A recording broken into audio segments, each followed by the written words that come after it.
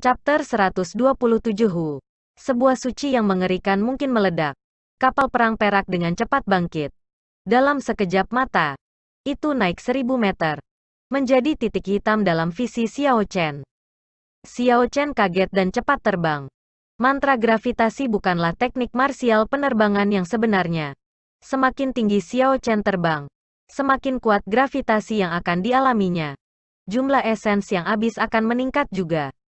Xiao Chen terbang lebih tinggi dan lebih tinggi di langit. Dia bisa melihat lapisan awan yang tak berujung mengepul, berkumpul di sekitar pilar cahaya di tengah formasi. Rasanya seperti dia akan tiba di cakrawala setelah jika menembus lapisan awan yang tak berujung ini.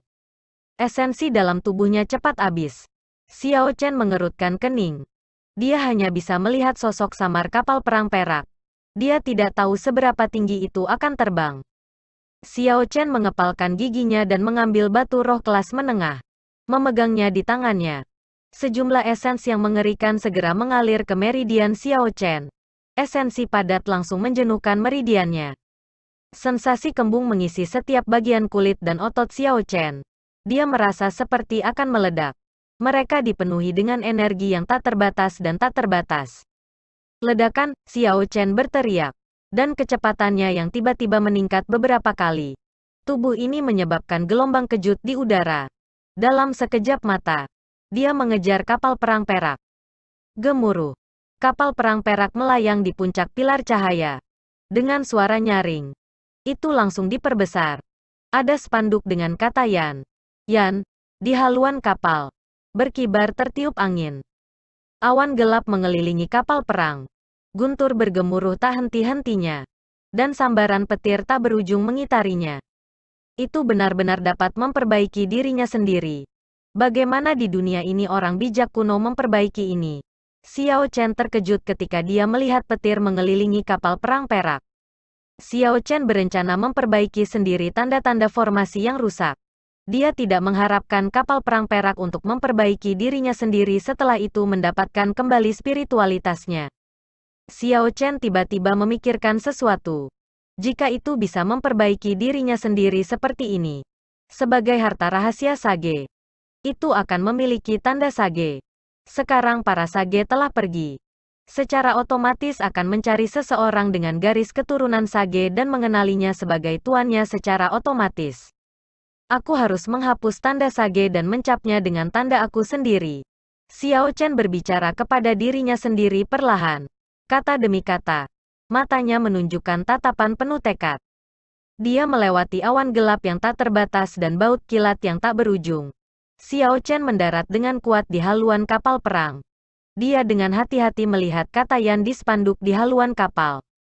Bendera hitam besar tampaknya telah turun dari zaman kuno. Itu berdiri diam di haluan. Berkibar di angin. Kata Yan pada bendera ditulis dengan gaya kaligrafi kursif. Setiap pukulan sepertinya mengandung kekuatan dominan. Mengungkapkan kekuatan yang kuat dan terlihat sangat mengesankan. Mata Xiao Chen bersinar seperti obor.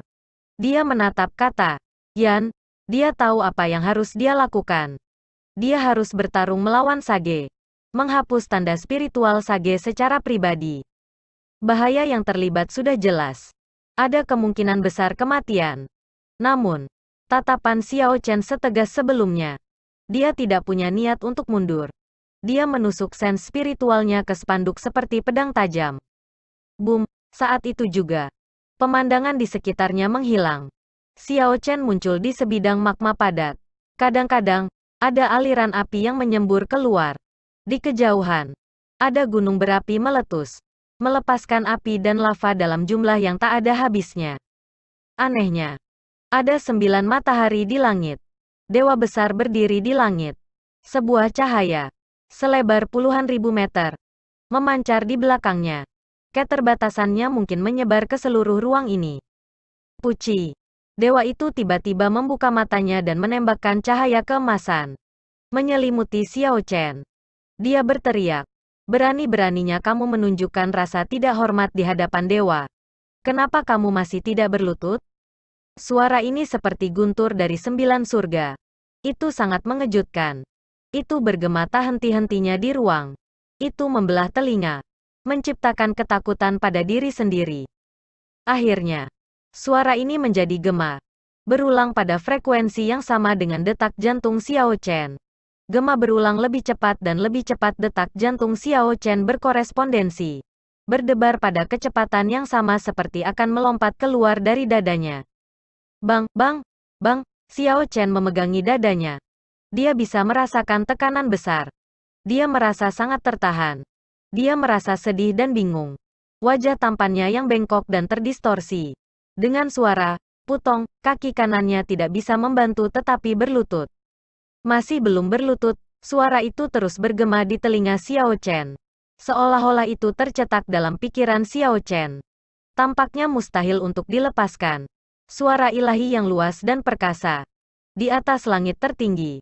Adalah suara seperti guntur. Setiap kata permata. Seperti pedang atau pedang. Tajam tanpa pengekangan. Manusia seperti semut. Bagaimana mungkin mereka tidak takut? Kekuatan sage kuno begitu menakutkan. Meskipun puluhan ribu tahun telah berlalu, tandanya masih memiliki kekuatan yang menakutkan. Itu benar-benar mendominasi ruang mental ini. Ini adalah pertarungan yang melampaui puluhan ribu tahun. Kecuali sense spiritual Xiao Chen bisa melampaui ini. Dia tidak punya cara untuk menang. Saat lututnya yang lain terasa ke tanah, tanda spiritualnya akan lenyap selamanya. Tubuhnya akan menjadi tanpa jiwa. Xiao Chen melakukan yang terbaik untuk bertahan. Untuk mempertahankan kejelasan dalam benaknya.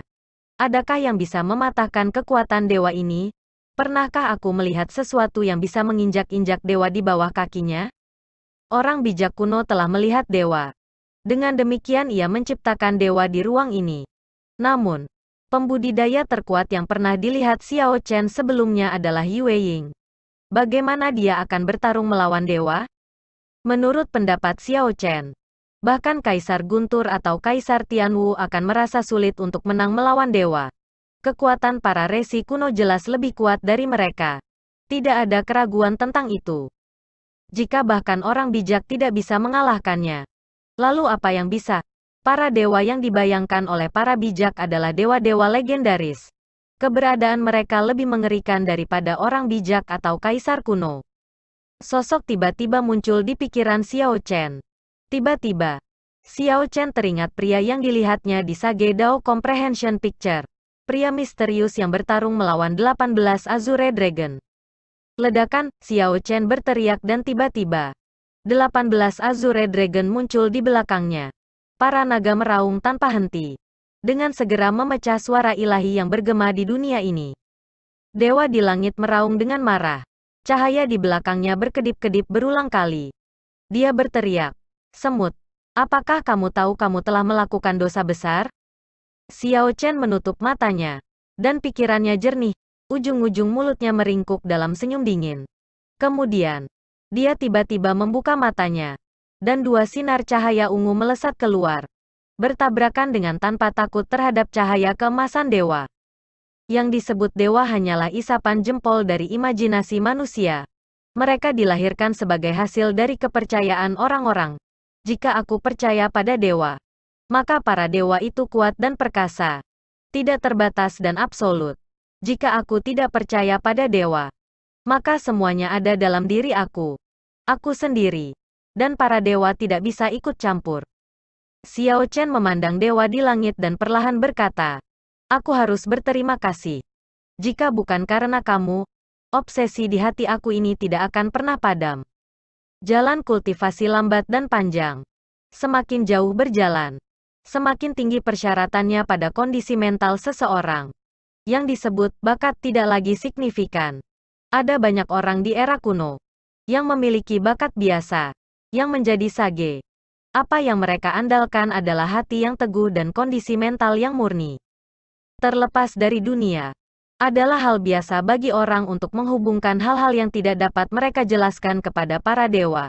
Namun, apakah dewa benar-benar ada? Tidak ada yang tahu. Bahkan jika mereka melakukannya, itu tidak akan sama dengan yang dipercaya kebanyakan orang. Xiao Chen sekarang berhasil menyingkirkan pikiran seperti itu di dalam hatinya. Ini akan menjadi peluang besar bagi Xiao Chen saat dia melatih hatinya di masa depan. Pada akhirnya, Dewa ini hanyalah tanda yang ditinggalkan oleh orang bijak. Selama Xiao Chen tercerahkan tentang ini, tidak ada alasan bagi Xiao Chen untuk kehilangan pertempuran ini yang melampaui puluhan ribu tahun. Tepat setelah Xiao Chen berbicara, cahaya di belakang dewa perlahan-lahan redup. Cahaya besar mulai menghilang. Akhirnya menjadi tidak ada. Gemuruh. Laut tanpa batas muncul di belakang Xiao Chen. Ombak meraung. Dan lapisan demi lapisan gelombang melonjak hebat. Raungan naga terdengar. Dan naga Azure melompat keluar dari laut. Berdiri di atas kepala naga adalah seorang pria memegang pedang. Saat dia muncul, 18 Azure Dragon di sekitar Xiao Chen segera terbang di belakangnya. Deru naga terus bergema di mana-mana. Retak sebenarnya muncul di batas-batas ruang ini. Menyebar perlahan. Pria yang berdiri di atas kepala naga memandang dewa di langit dan mengungkapkan senyum menghina. Dia mendorong dengan kakinya. Dan tubuhnya lenyap dari tempat aslinya. Puci. Pedang melintas. Dan dewa itu dipenggal. Kecepatannya sangat cepat. Xiao Chen bahkan tidak bisa melihat bayangannya. Tidak mungkin mengikuti gerakannya dengan matanya. Ruang tiba-tiba pecah. Dan pemandangan berubah lagi. Gunung berapi menghilang. Dan sebuah spanduk hitam besar muncul di tengah-tengah tanah yang sunyi. Xiao Chen tampaknya telah turun dari langit. Perlahan-lahan mendarat di tanah. Dia berjalan ke spanduk hitam. Dan dia melihat Katayan kabur di spanduk. Xiao Chen tidak ragu-ragu saat dia berjalan dan mengambil spanduk hitam. Segera, awan melonjak. Dan angin kencang bertiup. Meniup pasir dan batu di sekitarnya. Xiao Chen membuka mulutnya dan menelan spanduk hitam. Dia berniat menelan para daos yang terkandung di dalam spanduk. Ruang segera menjadi sunyi. 2. Xiao Chen duduk bersila dan menutup matanya. Dengan hati-hati memahami hukum langit dan bumi. Tercerahkan tentang para daos yang ditinggalkan oleh orang bijak dalam spanduk. Lingkungannya terus berubah. Untuk sesaat, api perang menyelimutinya. Darah tersebar di seluruh medan perang kuno. Ada sage jatuh dan iblis besar sekarat. Kemudian, untuk sementara, itu menjadi malam bersalju. Kelopak bunga memenuhi langit di bawah bulan purnama. Itu pengaturan yang indah dan sangat menyentuh. Kemudian, itu menjadi seorang sage yang memahami Dao. Ada fenomena misterius yang terjadi di puncak gunung. Guntur tanpa akhir meraung. Sage memahami Dao besar di tengah-tengah deru guntur. Mengembangkan hukumnya sendiri. Akhirnya, semua ini lenyap.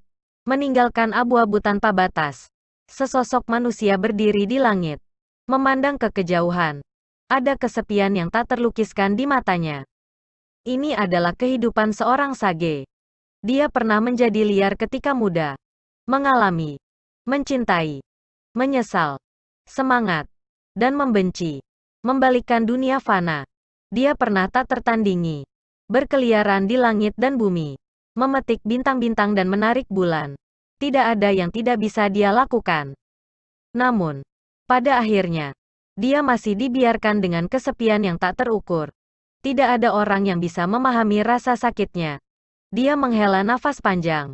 Jalan seorang sage kesepian. Dan dunia manusia kosong. Xiao Chen tiba-tiba membuka matanya. Kekacauan muncul dalam pandangannya. Dia melihat kehidupan sage kuno. Rasanya seperti 10.000 tahun telah berlalu. Namun hanya butuh sesaat. Seperti mimpi. Chapter 128 Hu. Di tengah kekacauan. Sebuah spanduk hitam muncul di mata Xiao Chen. Setelah itu, ia terwujud dalam ruang ilusi. Xiao Chen berteriak dan terbang ke udara. Dia meraih tiang spanduk dan menikamnya dengan keras ke tanah. Ada kata Xiao yang sangat kuat di spanduk hitam. Tanda sage ini dibiarkan akhirnya telah diasimilasi oleh Xiao Chen. Xiao Chen membuka matanya lagi. Dan pemandangan di sekitarnya berubah. Dia berdiri di haluan kapal perang perak. Dia akhirnya kembali ke dunia nyata. Spanduk hitam di haluan kapal perang berkibar tertiup angin. Kata Yan En menghilang dan berubah menjadi Xiao. Xiao. What? Harta karun rahasia ini akhirnya memiliki tanda Xiao Chen. Xiao Chen tersenyum tipis dan mengirimkan sen spiritualnya. Dia mulai memeriksa tanda-tanda formasi di Secret Treasure. Setelah waktu yang lama, dia menarik sen spiritualnya. merasa sedikit kecewa. Formasi ofensif tidak berubah menjadi lebih baik. Tidak ada tanda-tanda sedang diperbaiki. Sepertinya Xiao Chen tidak bisa menunggu sampai wilayah kultivasinya membaik dan mengukirnya kembali. Namun, fungsi lain dari harta karun rahasia telah pulih. Tidak ada perbedaan dari saat puncaknya. Setidaknya mengenai kecepatan dan pertahanan. Itu seharusnya tidak mengecewakan Xiao Chen. Xiao Chen tersenyum tipis. Dia melompat turun dari haluan kapal perang. Harta karun rahasia masih harus ditempa oleh Guntur selama 49 hari sebelum dapat menampilkan Tao dari surga dan bumi. Dalam jangka pendek, Xiao Chen tidak memiliki masalah yang memerlukannya. Ada perasaan khusus tentang memiliki tubuh puluhan ribu meter di langit.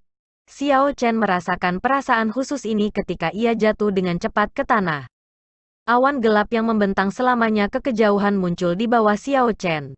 Dia memperluas sens spiritualnya untuk memeriksanya dan melihat tetes hujan yang tak terhitung jumlahnya jatuh dari awan. Ketika awan menyentuh satu sama lain, akan ada tabrakan guntur dan kilat melesat di langit. Xiao Chen menghela nafas. Setelah berada di surga, aku hampir lupa tentang hal-hal dunia fana. Batu roh kelas menengah di tangannya belum kosong. Xiao Chen menutupi dirinya sendiri esens dan menembus awan. Hujan yang turun padanya didorong oleh esens, mengalir menjauh dari tubuhnya. Tiba-tiba, Xiao Chen terinspirasi. Dia menggunakan formula mengubah karakter Battle Sage Origin untuk mereplikasi teknik bela diri Ji Changkong. Tubuhnya berubah menjadi meteor dan menuju ke tanah dengan keras. Ledakan, meteor itu menembus tirai hujan yang tak henti-hentinya dan langsung mendarat di tanah. Itu adalah ledakan keras. Dan Xiao Chen muncul. Gelombang kejut menyebabkan tetes hujan yang tak terhitung jumlahnya segera menguap. Xiao Chen memandang batu roh kelas medial yang benar-benar kehilangan cahayanya. Dia merasa heran. Dia bergumam pada dirinya sendiri. Teknik bela diri yang membutuhkan roh bela diri yang diwariskan akan menghabiskan sejumlah besar esens ketika menggunakan formula mengubah karakter untuk mereplikasi itu. Aku harus mengingat ini di masa depan. Xiao Chen membuang batu medial Great Spirit yang benar-benar kelelahan dan meningkatkan langkahnya. Dia berjalan cepat di sungai Zhuang sebelum melewati air terjun yang mengalir deras, memasuki gua. Xiao Chen mengeluarkan teknik bela diri kuno dari cincin semesta dan mulai perlahan membacanya. Apa yang disebut teks kuno, sebenarnya adalah karakter Cina tradisional Tiongkok. Tidak sulit bagi Xiao Chen untuk membacanya. Dia hanya melihat kehidupan seorang sage kuno dan memperoleh pencerahan. Pencerahan ini menciptakan kondisi pikiran yang sangat mendalam. Xiao Chen merasa pikirannya menjadi lebih jernih. Banyak masalah yang tidak bisa dia selesaikan di masa lalu langsung ditangani. Xiao Chen tidak tahu berapa lama dia bisa mempertahankan kondisi seperti itu. Dengan demikian, dia dengan cepat mengeluarkan teknik bela diri kuno dan melihat melalui mereka dengan hati-hati, berharap dia akan bisa memahaminya. Teknik bela diri kuno sangat berbeda dari teknik bela diri modern. Perbedaan terbesar adalah teknik bela diri kuno tidak dibagi menjadi peringkat kuning, mendalam, bumi, dan surga. Xiao Chen memeriksa setiap buku dengan seksama. Dia tidak mencari pemahaman yang sempurna. Apa yang bisa dia pahami sudah cukup. Bagian manapun yang tidak ia mengerti, ia akan lewati karena tidak pantas untuk dicoba pada saat ini. Xiao Chen meninjau 5 teknik bela diri kuno sedemikian rupa selama setengah bulan, sampai keadaan pencerahan lenyap. Hualala. Air terjun di depan gua terus menyembur. Melewati air terjun. Hujan masih belum berhenti. Jatuh tanpa henti. Hujan ini adalah hasil dari kapal perang perak. Karena harus ditempa oleh guntur selama beberapa waktu, hujan tidak pernah berhenti. Xiao Chen bangkit dan berjalan melewati air terjun yang deras. Hujan turun padanya saat ia mendarat di sungai Zung yang deras. Permukaan sungai melonjak. Itu telah membanjiri tepian sungai sejak lama. Sungai itu lebih cepat dari sebelumnya. Xiao Chen saat ini mencapai kesuksesan kecil di Azure Dragon Cloud Soaring Art. Mengandalkan teknik gerakan peringkat surga ini, dia berdiri dengan kuat di sungai yang mengalir deras tanpa panik. Xiao Chen memejamkan mata dan merenungkan keuntungan dari setengah bulan terakhir saat hujan mengguyurnya. Pikirannya jernih, dan dia memasuki kondisi ajaib. Teknik bela diri kuno mencerahkan Xiao Chen. Beberapa teknik bela diri ini adalah teknik pedang, beberapa teknik tombak, beberapa di antaranya murni teknik kultivasi. Namun, Xiao Chen tidak berniat mempelajari semua ini. Teknik marsial ini bukan puncak teknik marsial kuno. Lebih baik tidak menggigit lebih dari yang bisa dikunyah. Jika dia mempelajari kembali teknik kultivasi, keuntungan tidak akan menebus kerugian. Ketika teknik marsial yang berbeda dicampur, mereka mungkin akhirnya saling menahan satu sama lain. Xiao Chen berniat untuk terus memahami teknik Rusing Thunder Sabre. Dia menggabungkan semua yang dia pelajari dalam setengah bulan terakhir. Azure Dragon Cloud Soaring Art, dan formula mengubah karakter pertempuran Sage Origin bersama-sama untuk memungkinkan teknik Rusing Thunder Sabre menjalani perbaikan kualitatif. Kesulitan yang terlibat tidak kurang dari menciptakan teknik marsial baru dari awal. Dengan teknik Rusing Thunder Sabre sebagai intinya, menambah apa yang ia pelajari di masa lalu dan pemahamannya baru-baru ini. Teknik Rusing Thunder Sabre ditingkatkan lebih lanjut. Xiao Chen berdiri di Sungai Zung selama setengah bulan. Seolah-olah dia bisa merasakan denyut nadi Sungai Zuang. Dia sepertinya telah menjadi satu dengan sungai yang mengalir tanpa henti. Puci. Pada hari ini, Xiao Chen akhirnya membuka matanya. Ada ketenangan dalam mata hitamnya. Tidak ada gelombang emosi. Dengan hanya berpikir, Lunar Shadow Saber keluar dari cincin semesta dan muncul di tangan kanannya. Menggambar saber, Xiao Chen menggeser posisinya dan memegang pedang dengan erat di tangan kanannya. Tidak ada cahaya yang datang dari bilah pedang. Dengan suara, "Sua", pedang itu melintas di tengah hujan. Itu membuat jalan antara ruang setiap tetes hujan. Itu hanya berlangsung sekejap saja. Kecepatannya berada di puncaknya. Itu tidak bersentuhan dengan hujan sama sekali. Boom, kilatan petir muncul di langit dan menabrak permukaan sungai, menciptakan percikan setinggi 2 meter. Arus listrik mengalir melalui air dan memasuki tubuh Xiao Chen. Ekspresi Xiao Chen tidak berubah. Arus listrik mengalir melalui kulitnya, berderak saat melakukannya. Tampaknya dia tersengat listrik, tetapi dia tidak terluka sama sekali. Ketika arus listrik akhirnya berkumpul pada pedang saber hitam dari Lunar Shadow Sabre, Xiao Chen melangkah maju dan mengambil keuntungan dari arus listrik untuk menyerang dengan pedangnya dengan cepat. Arclight Chop. Sebuah lampu busur ungu setinggi 2 meter yang berkilau dengan lampu listrik meledak di tengah hujan. Tetesan air hujan langsung menjadi uap. Kabut menyebar. Dan penglihatan dikaburkan setengahnya. Ada kehampaan hujan untuk waktu yang singkat. Boom, ada lagi guntur. Dan ombak melonjak ke langit. Xiao Chen melayang ke udara, didorong oleh percikan yang kuat. Xiao Chen telah menggabungkan Azure Dragon Cloud Soaring Art dengan Rusing Heaven Chop. Dia bergerak secepat naga banjir. Di mana-mana dia lewat, hujan akan lenyap seperti sudah kering. Dalam sekejap mata, Xiao Chen naik ratusan meter. Dengan bantuan Azure Dragon Cloud Soaring Art, tubuhnya berubah menjadi udara dan benar-benar berhenti sementara. Tanpa bantuan Gravity Spell, ini hampir mustahil. Aktivasi mantra gravitasi terlalu lama. Tidak ada nilai dalam pertarungan. Dengan demikian, Xiao Chen hanya menggunakannya sebagai sarana pelarian. Dalam sekejap ia berhenti. Aura Xiao Chen terangkat ke puncaknya. Di bawah tekanan aura, hujan yang turun tampak sangat lambat. Ledakan, ledakan, ledakan, ledakan, Rusing Thunder Chop. Xiao Chen berteriak ringan. Guntur berderak di belakangnya. Auranya sangat menakutkan. Seperti Dewa Guntur turun ke dunia fana. Bang, meminjam kekuatan guntur yang deras. Xiao Chen membanting pedangnya ke permukaan sungai. Kekuatan besar ini memotong air seperti tahu. Membelah sungai menjadi dua. Dinding setinggi 3 meter yang terbuat dari air naik di kedua sisi tempat potongan dibuat. Xiao Chen mendarat di air. Dan dinding air di kedua sisi dengan cepat menyatu kembali. Dinding air ini tampak sangat lembut dan lembut. Tetapi sebenarnya mengandung 500 kg kekuatan. Itu bisa dengan mudah menghancurkan pembudidaya menjadi bubur. Bergegas guntur chop rantai kedua. Mengendarai kekuatan yang terakumulasi dari 4 pemogokan sebelumnya. Xiao Chen dengan cepat mengeksekusi chop rantai Chain Rusing Thunder kedua. Tidak ada target yang jelas untuk pemogokan ini. hanya menempel di udara kosong. Huci. Sebuah gaya sentrifugal muncul di udara, menghisap dinding air yang menyatu, mengubahnya menjadi sebuah tunas air yang berputar di tepi sungai. Tunas air beredar untuk waktu yang lama, menyedot semua air sungai di sekitarnya. Setelah beberapa saat, sebuah pilar besar air terangkat ke langit. Xiao Chen berdiri di tepi sungai dan menyaksikan pilar air mengalir ke langit. Dia sepertinya tidak puas dengan itu. Dia menghabiskan 1 bulan menggunakan kondisi pencerahan itu untuk membaca dengan teliti teknik bela diri kuno. Meskipun Rusing Thunder Chop berevolusi ke tingkat yang lebih mengerikan, itu masih jauh dari apa yang dia harapkan. Gagal dalam jumlah yang signifikan.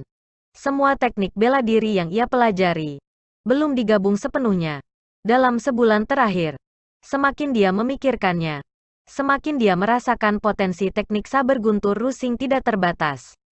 Itu tidak seperti teknik bela diri yang mendalam. Dia masih belum dapat sepenuhnya memahami prinsip-prinsip yang terkandung di dalamnya. Dia juga tidak bisa mengeksekusi Rusing Thunder Third Chain Chop. Rasanya dia masih merindukan sesuatu. Xiao Chen tersenyum pahit saat dia mendesah pelan. Sepertinya terlalu sulit untuk sepenuhnya memahami teknik sabun guntur Rusing dengan kultivasi aku sebagai guru bela diri tingkat tinggi. Setelah beristirahat sebentar, Xiao Chen menatap ke kejauhan. Tatapannya menembus hujan dan kabut. Dia melihat formasi pengumpulan roh kelas medial di puncak gunung yang tinggi di atas awan. Kemudian, dia mengeksekusi mantra gravitasi dan terbang ke arah itu. Setelah waktu yang lama dan menembus lapisan awan yang tak berujung, Xiao Chen tiba di puncak gunung sekali lagi. Hujan di sini juga. Tetapi hujan terbuat dari energi spiritual yang mencair. Di tengah formasi pengumpulan roh, pilar cahaya keemasan masih tetap gemerlap seperti biasa. Musim semi roh di kapal perang telah diperbaiki sejak lama. Itu tidak lagi membutuhkan bantuan energi spiritual untuk menjalani baptisan gunturnya. Xiao Chen mengumpulkan botol yang mengumpulkan energi spiritual dan memasukkannya ke dalam cincin semesta. Kemudian, dia memasuki formasi pengumpulan roh dan duduk bersila, memasuki kondisi kultivasi. Dia tidak ingin membiarkan energi spiritual yang terkumpul sia-sia. Semua tetesan yang terkondensasi dari energi spiritual di langit langsung berkumpul untuk Xiao Chen. Energi spiritual yang tak terbatas mengalir ke dalam dirinya. Energi spiritual menyembur dalam meridian Xiao Chen.